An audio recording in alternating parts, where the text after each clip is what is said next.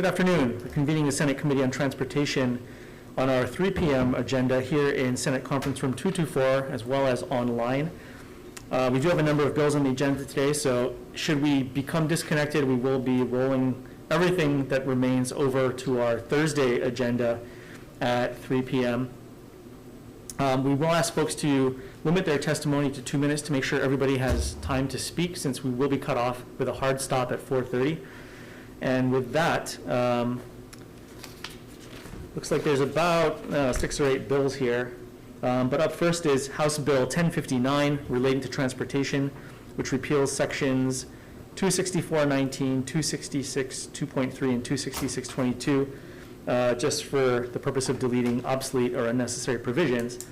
And testifying first is DOT. But before they begin, let me just say on behalf of all of us, I think, thank you very much for all the work you guys have been doing on Kauai and around the state, responding to all the rains and all the other issues that have been going on. So appreciate you making time to join us today and understand everything you guys are working on. So with that, DOT's up first.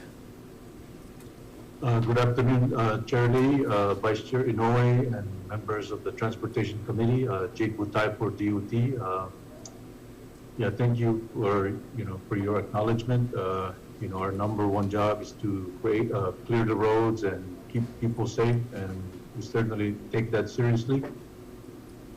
We stand on our testimony in strong support of this housekeeping measure. Thank you. Thank you. That's all the testimony we have. Are there any questions? If not, thank you very much. Let's move on to the next measure, House Bill 1081 HD1 relating to sidewalks, which requires DOT and each county's transportation department to create and maintain a priority list of sidewalks and publish that online. And testifying first is DOT. Aloha, Chair. We stand on our testimony in support. Thank you. We also have testimony in support from the Waikiki Neighborhood Board, Hawaii Bicycling League, and 3 individuals. That's all the testimony we have on this measure. Does anyone have any questions? If not, just real quick for DOT, just to acknowledge, DOT, looking at your testimony, had just one thing you noted, which was providing flexibility so that communities that don't have sidewalks also can be included, but if there's something that makes more sense, like a multi-use path or what have you, that be accounted for. That's correct, Chair. And then secondly, I did note that you guys also do have priority lists of a number of different kinds of improvements, including sidewalks. So if the bill was to basically post that online, is that something you guys would be amenable to? Yeah, I don't see any problem with that. Thanks. Yeah, I think we had a similar discussion earlier today with Ed and folks, and I think the intent all around is to try and help out here from all angles. So appreciate everybody working on this. Okay, is that all any other questions on this? If not, let's move on to the next measure on the agenda, House Bill 766 HD1, which allows DOT to assess impact fees for repair and renovation of unsafe privately owned roads that connect to state highways. And testifying first is DOT. Mahalo, Chair. We stand on our testimony in support of the intent. We noted that we're currently seeking the advice from the Attorney General's office, and they are researching existing case law and alternative financial mechanisms to assess and collect reimbursement costs. Thank you. We also have testimony and support from Rustin Utu, and that's all the testimony we have. Are there any questions on this one? Yeah, I have a Vice Chair. question. Well, I'm happy that you're communicating with the Attorney General, because I was just wondering if DOT has the authority to do that.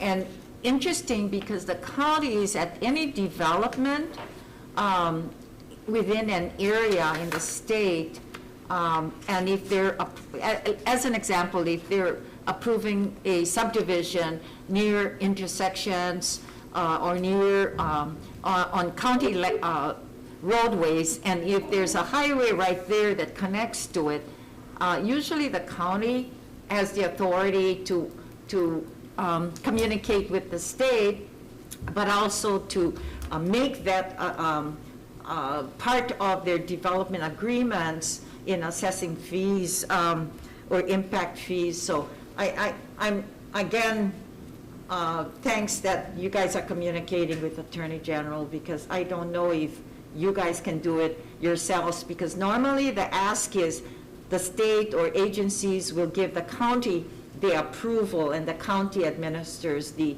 impact fees. Just that for sharing. No, thank you, Chair. You wouldn't get much disagreement on that from us, but John Williams, he's my subject matter expert. John, you have any comment?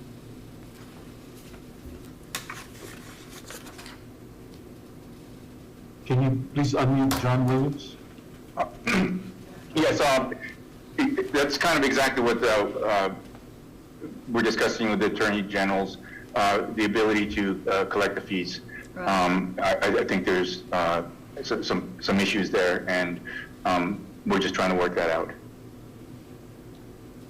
Yeah, and I think to add, Chair, as well, I think it also includes any other areas, not only looking at trans, also the counties would want opinions from you folks with regards to such as gulches near the development or any other type of improvements that the state recognizes that must be completed by a developer if they create some unintended consequences. Because well, maybe you're not involved with other areas, yeah, such as other areas outside of trans. So, okay, all right. It just kind of gave me some opportunities to talk about it, because I think we're still, if Ed was around, we still have the issue on Waimea with Waiaka Bridge. Still, I think we're asking the adjoining properties to dedicate some lands, to us so we can complete, that project that's been on the books for over 20 years. Yeah. Okay, good luck. Thank you. Okay, any further questions on this measure? If not, thank you. Let's move on to the next measure. House Bill 333 relating to peer-to-peer car sharing, which authorizes peer-to-peer car sharing and establishes a car sharing surcharge tax on the operator of the peer-to-peer program. And testifying first on 333 is DCCA Insurance Division. Good afternoon. Good afternoon, Chair Lee, Vice Chair Inouye, members of the committee. The Insurance Division of DCCA stands on its written testimony offering comments and will be available to answer any questions. Thank you, sir. Thank you. Up next is the Department of Taxation. Good afternoon, Chair. Jacob Hurwitz on behalf of the Department of Taxation. We'll stand on our written testimony offering comments. Thank you. Thank you. Up next, DCCA Office of Consumer Protection. Good afternoon. Steve Levins, Executive Director of the Office of Consumer Protection. We actually have grave concerns regarding this current draft of the bill. It was really put together through the industry, the peer-to-peer industry, the insurance industry, and the rent-a-car industry. No consumer involvement was involved. It doesn't reflect any consumer involvement, and it shows. The bill essentially protects the industry at the expense of consumers. So we have drafted and offered for the committee's consideration proposed Senate Draft 1, which really enhances the consumer protections. with respect to peer-to-peer. Right now, peer-to-peer is not directly regulated, and it needs to be.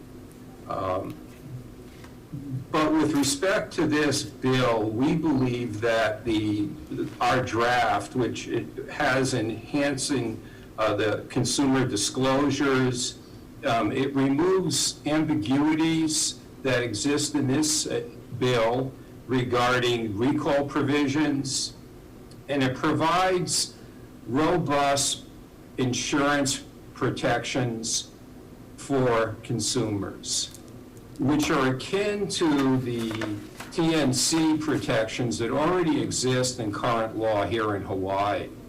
I mean, the industry itself touts the fact that they're not a rent-a-car company, they're not a rent-a-car industry, they're more akin to a platform. Well, that's what Uber is and Lyft is, and we think that the similar insurance protections to consumers with respect to the TNC industry should be afforded to consumers in this peer-to-peer industry. And that's what our draft reflects.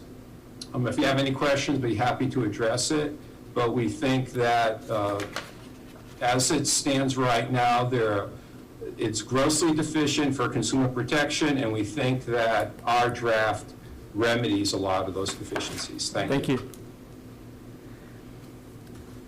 Up next is the Department of Transportation.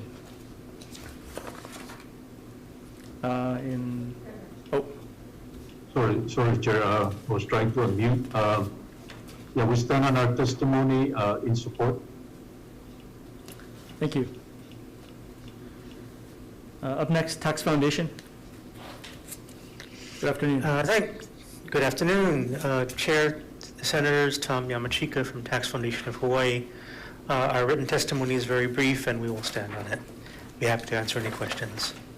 Thank you. Next, we have testimony and support from the Internet Association. And after that is Enterprise Holdings. Thank you, Chair. Matt Sujimura on behalf of Enterprise Holdings. We will stand on our written testimony in support of the bill, and we would just point out that, from Enterprise's point of view, we feel that this bill brings a lot of parity to the marketplace with regards to different opportunities for transportation, and we would just request that, for the sake of continued parity, that the rate of the surcharge proposed in HB 333 would also match that of the rental motor vehicle surcharge in HRS 251-2. But happy to answer any questions as well. Thank you. Testifying next is, we have testimony and support from TechNet. Excuse me. And up next is Turo. Good afternoon. Good afternoon, Chair Lee, Vice Chair Noy, members of the committee. Tammy Bui with Turo. Thank you for the opportunity to testify today in strong support of this bill. It is a bill that's based on model legislation that has been passed in nearly a dozen states to date, and with strong consumer protections in place. We have noted in our written testimony, but I wanted to highlight for you a couple of the key provisions that are included in this bill. It does regulate and define peer-to-peer car sharing as a platform, as well as related activities. It establishes new consumer protections for car owners and drivers, including mandatory insurance coverages and liability insurance for every transaction. It requires verification of valid driver's licenses, clear disclosures of insurance, fees, terms and conditions, and sharing agreements. Also explicitly defines the legal responsibilities of car sharing platforms and holds car sharing platforms accountable by mandating clear record keeping. And as noted, it also places a daily surcharge on vehicle sharing in Hawaii, which I would note, we hope take into consideration a holistic discussion on that. Also wanted to note that there was discussion in the last hearing to the companion bill, and wanted you to know that we reached out directly to DCCA on each of those points on how this bill directly addresses all of the amendments that they had proposed. And so with that, I want to thank you for this opportunity to testify and ask that you support HB 333 HD3. Thank you very much. Up next is Hawaii Association for Justice. Good afternoon. Thank you, Chair. and members of the committee. Nahalani Webster, testifying on behalf of Hawaii Association for Justice in opposition to this measure. Our main concern we want to highlight to the committee is that we view peer-to-peer platforms in the same light as transportation network companies. They're both technology platforms using people's personal auto vehicles. Therefore, we encourage the same amount of insurance requirement to be held for both, which is a $1 million coverage. And just to explain that right now, if someone was to be struck, a pedestrian was to be struck by a peer-to-peer vehicle, then there would be, a limited amount of coverage. Whereas if it was an Uber driver striking the pedestrian in the crosswalk, there would be that $1 million coverage. And we just see that there should be parity between the two, and we ask the committee to consider that. Thank you for the opportunity to testify and available if you have questions. Thank you. Up next is the Grassroots Institute of Hawaii with comments, and that's all the testimony we have. Are there any questions? I've got just a couple. Can we go back to the insurance commissioner, if you're still here?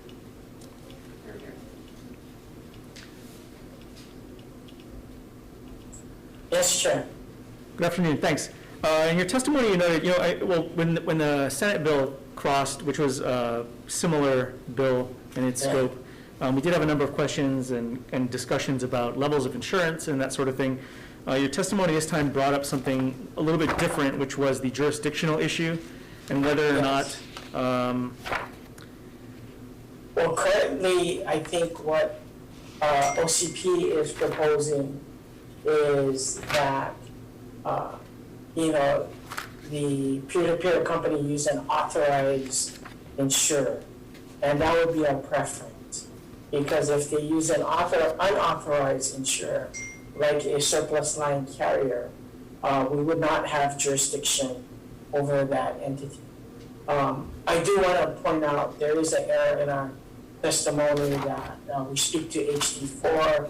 The proposed HD4 should be actually proposed SD1, which references OCP's proposal. So with that, were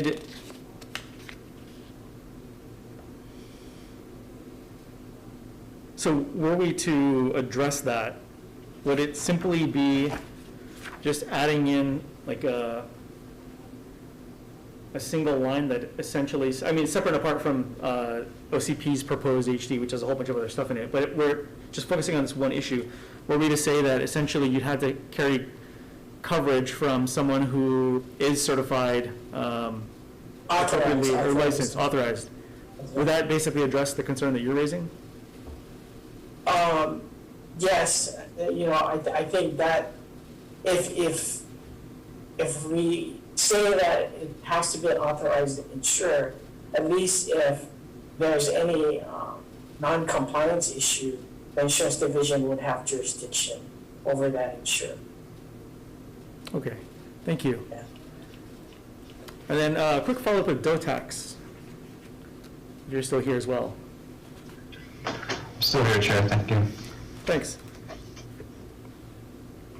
In the prior bill as well as this one, there's the blanked out surcharge at the end. And there's insinuation that it's unclear where that's going. The way that we were reading the language in the HD, that goes to the rental, that goes to the state highway fund. Is that how you guys interpret this as well? I believe so. I think everything in that chapter goes to the state highway fund, so unless there's some other language, it should also go to the state highway fund. So DOT is offering just a clarification, just noting that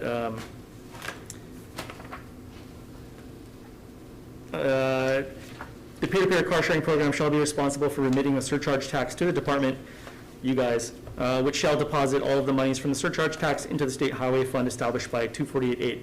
So if we were not to adopt that, you're saying all the money would go to the state highway fund anyway? I'd have to double check. But generally speaking, as you read it now, the money's going, the state highway fund is the section of statute that this is amending, and so Right. the money would go there. Yeah, everything in chapter 251 currently goes to the state highway fund. I'd have to look at the language if it does that specifically, sort of tax by tax, or if it applies to the whole chapter and makes that language superfluous. Okay, So what was your Thank question you. again, Chair? But because if they don't, if the surcharge is not included, there's no fee, right? yeah, so right now the surcharge is blanked out in the bill, Right, so right, separate from what level that eventually could be, we're asking where that money is going, Well, and the way okay, this is yeah. constructed, does it go to the highway fund? It does, yeah. Yeah, Okay, Chair, sorry, I looked it up, and everything in chapter 251 does go to the state highway fund, so Right. that language isn't necessary. okay, thank you.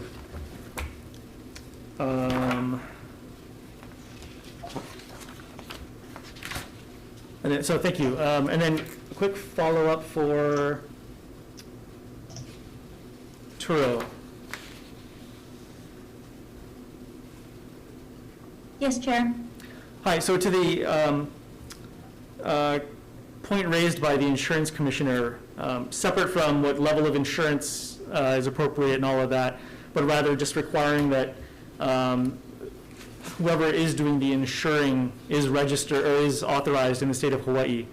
For you guys, obviously that wasn't part of the model bill because it wasn't really tailored for Hawaii in that way, but if we were to add that in, is there any issue there for you guys? Chair, would it be okay, I asked our senior legal counsel, Sean Vink, who worked with our insurance industry folks to work on the model legislation. He is on the line. May we ask that he address that question on Sure, insurance? sure. Thank you, Tammy. Thank you, Mr. Chairperson. I think the basic answer to the question is yes, Mr. Chairman, we would be open to that. I'd like the opportunity to work with the department on the language, but I think that is something we would be open to. Okay, thank you. Thank you both. And then finally, Mr. Levins, with Consumer Protection, if you're still here. I am here. Hi. Thanks. So you guys get into a whole lot of other stuff, and I don't want to repeat the discussion we had in the last committee because it was basically the same bill and the same set of issues. But with respect to the insurance provision in particular, which we didn't discuss last time, that the insurance commissioner raised, is that something, if we were to make that change and require that whichever agent is appropriate is authorized through the state, that way there's some sort of protection there? Is that something you guys essentially will resolve some of the issues, some of the insurance issues that you guys raised? Well, it doesn't really resolve the underlying issue regarding sufficient coverage, but it does resolve an issue with respect to if the state has a concern with the insurance company, if they're authorized, it's going to be a lot easier to address that concern than if they're a mainland firm that doesn't really do any business here. So, from that point of view, I would think it's a good thing to have a company that's licensed by the state of Hawaii, but it really doesn't address the coverage issues that we're extremely concerned with. Sure. Okay, thank you. Again, I want to repeat our discussion last time on all the other stuff we've already discussed, so let me open it up for other questions. Everybody else good? Mm-hmm. Okay, well, thank you very much, everybody, for weighing in. Up next is House Bill 161, HD2, relating to registration of vehicles, which allows the Director of Finance of a county to require payment of outstanding charges owed to the county for towing, removal, or disposal of abandoned vehicles. And testifying first on 161 is Hawaii State Association of Counties. Sorry? Oh, in support, we have Councilmember Yukile Sugimura from Maui County Council in support, Kauai Police Department in support, County of Kauai in support, County of Maui Department of Environmental Management in support, the Mayor's Office, County of Maui in support, Enterprise Holdings.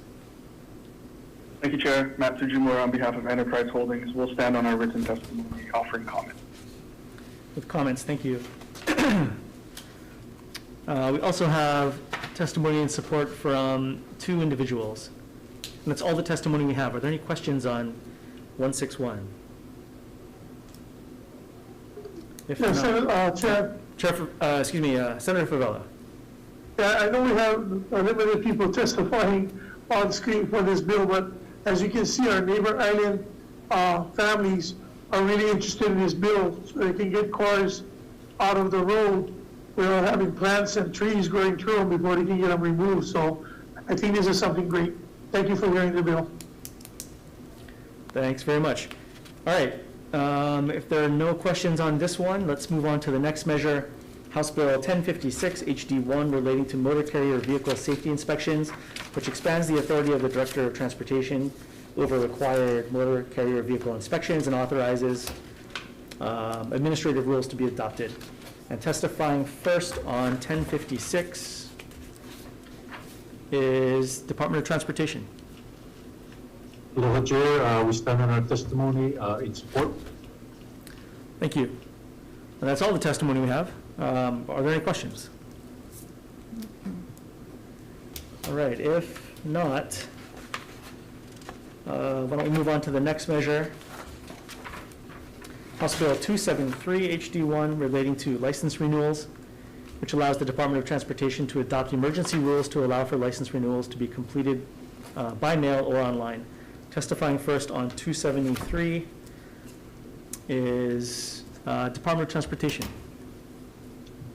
Good afternoon, Chair. We stand on our testimony in support with concerns. Renewal of driver's license by mail is already available to the public. And since the counties do not have an online system available to accept driver's license renewals, the counties may want to revise the bill's effective date to allow for a system to be developed. Thank you. Thank you. Up next is the City and County of Honolulu, supporting the intent, and we have one individual with comments. That's all the testimony we have. Are there any questions on this one?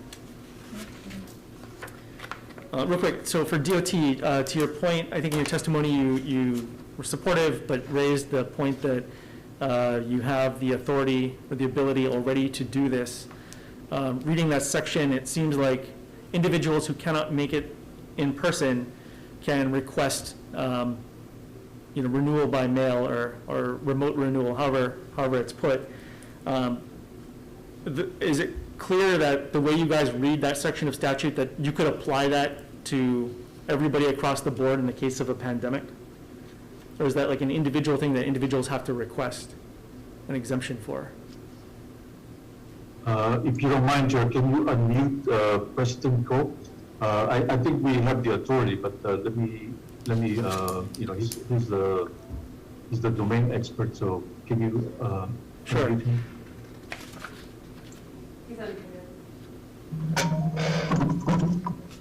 Yeah, hello, hi, Chair. Good afternoon. Hi.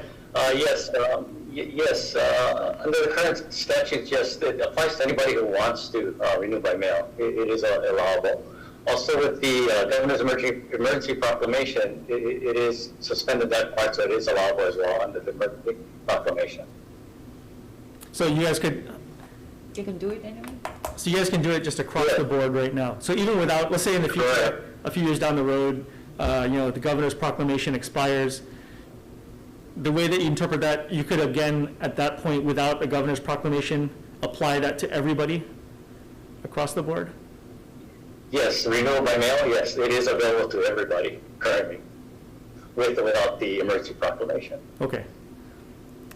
And just to be clear, so would individuals have to take a step on by themselves to request that renewal by mail, or is it something that the Yeah, party can do automatically for everybody? Procedurally, I'm sorry. Procedurally, yes, they would need to request it because there are supporting documents. You don't just pay for it and renew. You need to, still undergo or provide vision certification and a driver fitness certification if you do it by mail. So there are some supporting documents that are required, to ensure that the driver is a safe driver or a healthy driver. Okay, thank you. Okay. Any other questions? If not, thank you very much. Let's move on to the final measure, on our hearing notice today, HB 485 HD1 relating to taxation, which increases the amount of the rental motor vehicle surcharge tax from $5 to an unspecified amount. And testifying first is the Department of Taxation. Good afternoon again, Chair Jacob Hurwitz on behalf of the Department of Taxation.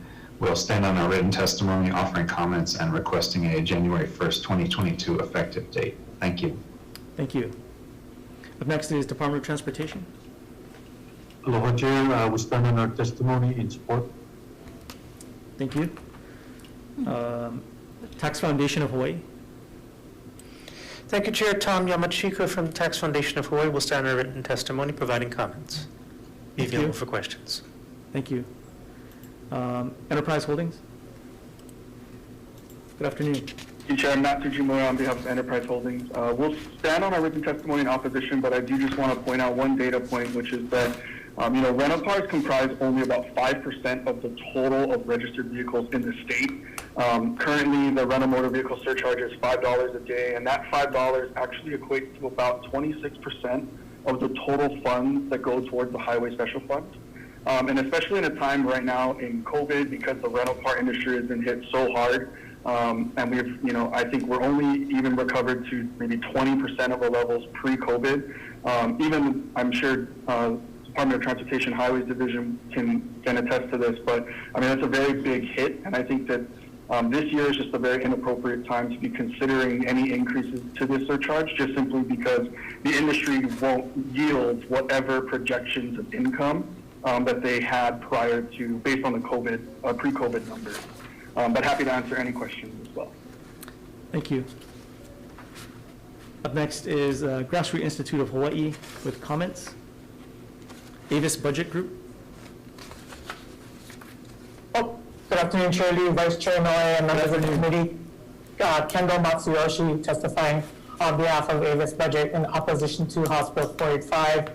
We echo the sentiments made by Enterprise and note that just 2 years ago, the legislature raised the surcharge from $3 to $5. So add that into the customer facility charge.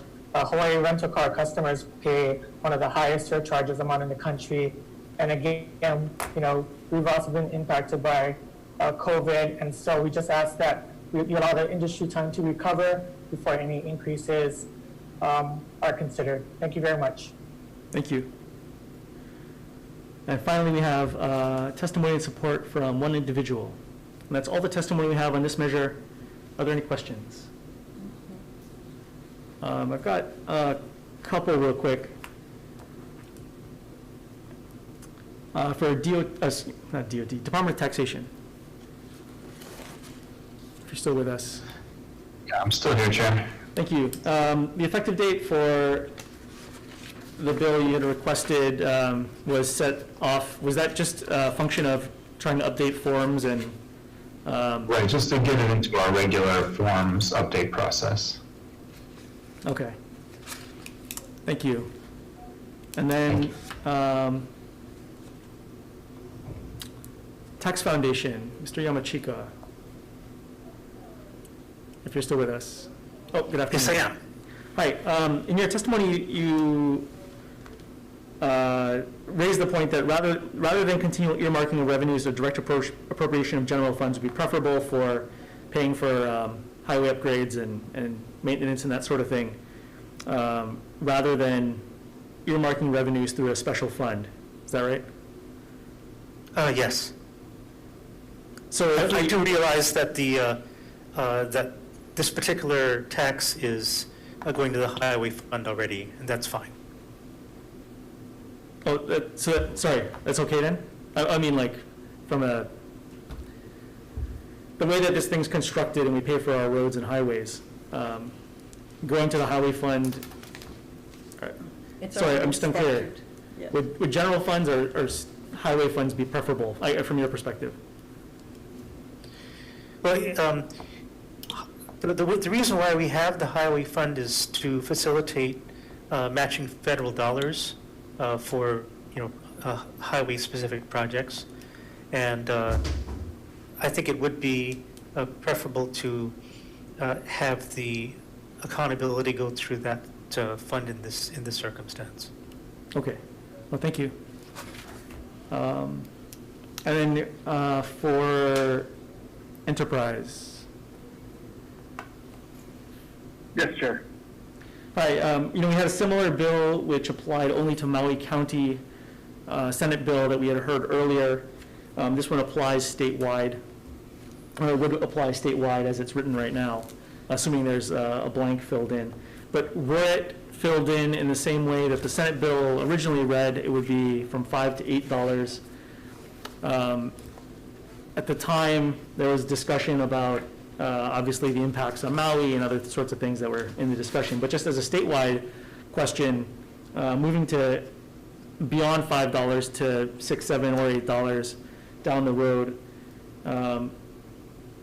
were we to defer the effective date, in other words, defer the increase, sort of post-COVID recovery, is that something that would be preferable in one lump sum, or are you looking at like a graduated increase over time? Yeah, I mean, first and foremost, I mean, for obvious reasons, right, we're opposed to any increases in general. Understood, I mean, understood. I have to say that. But I think looking at the different alternatives, should the committee and the legislature as a whole be wanting to generate revenue, I think that on the rental cars end, obviously, we can't, I mean, there's no way to accurately project when post-COVID and COVID recovery will conclude.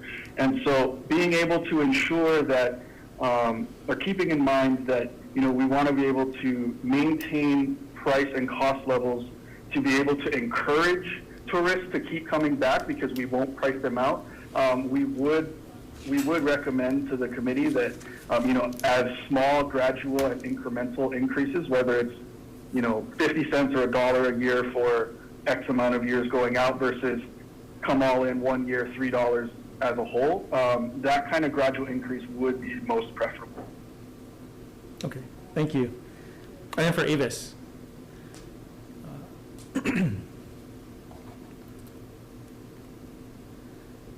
Yes, Chair, sorry. Oh, there you are. Thanks. Similarly, you guys operate in the same industry, but do have different areas of operation. But, again, same question, should something like this end up moving past the legislature this year, and were we to try to provide some room for recovery from COVID, what would look best from your perspective? Would it be a gradual increase or just delaying it and then having some sort of increase take effect all at once? I think we share the same sentiments as Enterprise. Again, we generally oppose any increase, but I guess if we had to, a deferment would be, and as they said, more gradual, because the last increase was a 67% increase, and if you lump sum it again, the proposed $5 to $8 would have been another 60% increase. So, we just ask that, we take that into consideration.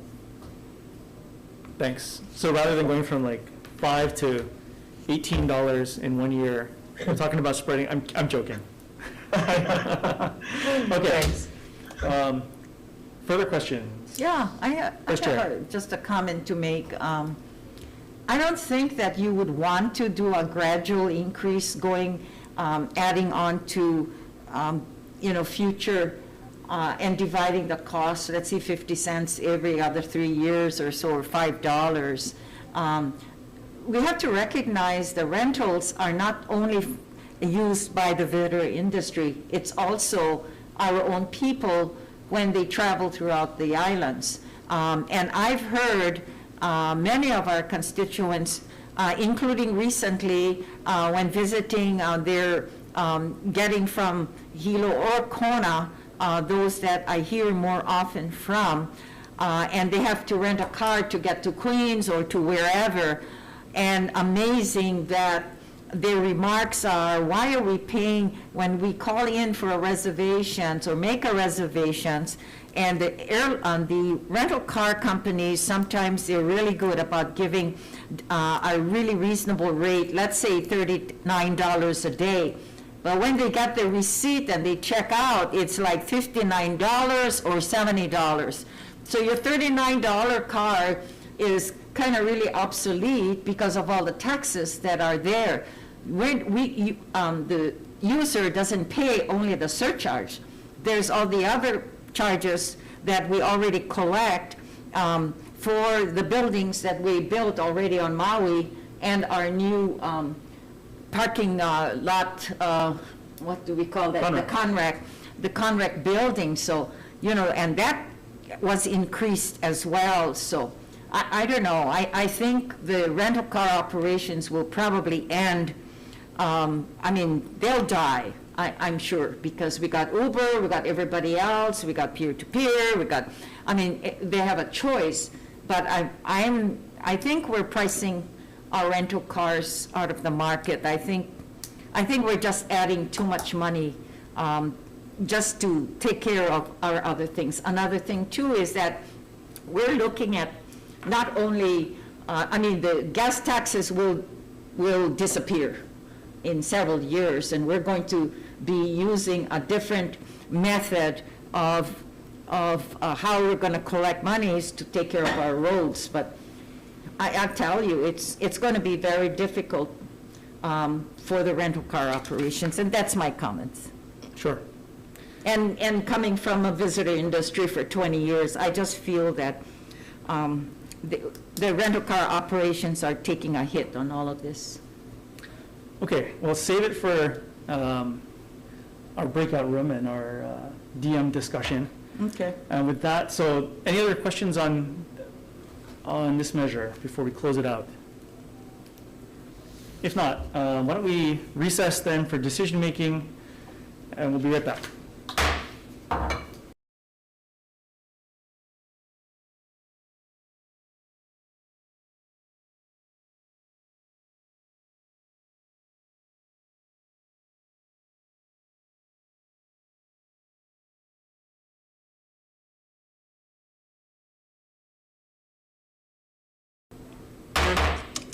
Good afternoon. We're reconvening the Committee on Transportation for decision-making on our 3 p.m. agenda here in Conference Room 224 and on Zoom.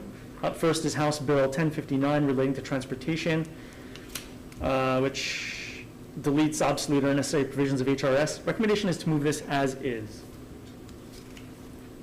Okay. Chair's recommendation on HB 1059 is to pass unamended. Chair Lee. Aye. Vice Chair goes aye. Senator English. Aye. Senator Shimabukuro. Aye. Senator Favela. Okay. Thank you. Moving on to House Bill. Measure is adopted, Mr. Chair. Oh, Yeah. appreciate it. Okay. Moving on to House Bill 1081 relating to sidewalks, which requires DOT to come up with a priority list of sidewalk installation and post it online. Working with the stakeholders, I think we can simplify the bill a little bit while maintaining its intent. So what we're going to do is amend the bill to acknowledge DOT's existing priority list that they've been working on and require that to be posted online with the various provisions already set forth in the bill. It does have a defective date, so we'll send it on for further consideration with those amendments. Any discussion on this?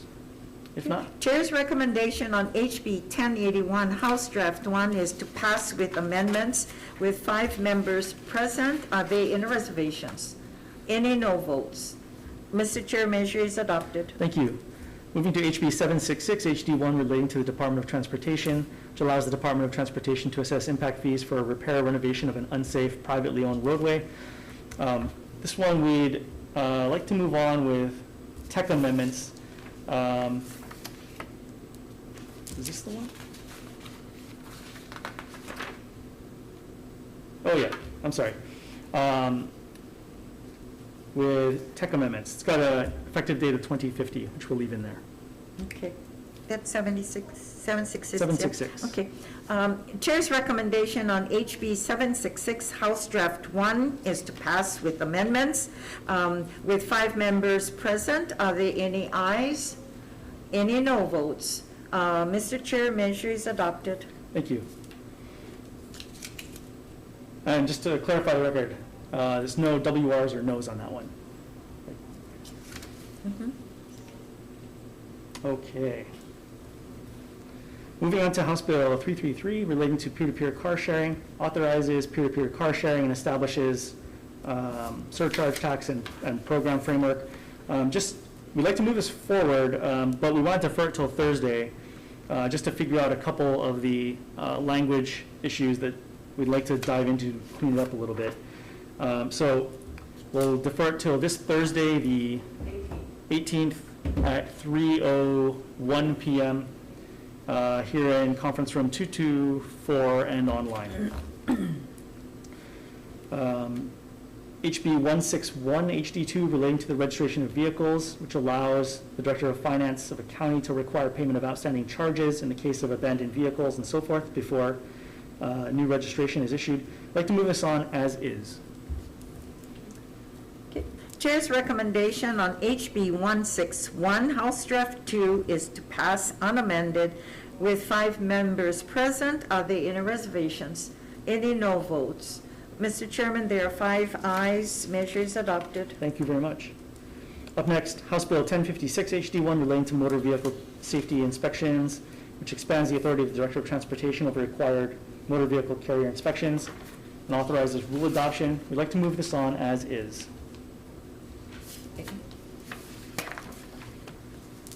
Okay, Chair's recommendation on HB 1056, House Draft 1, is to pass unamended with 5 members present. Any voting with reservations?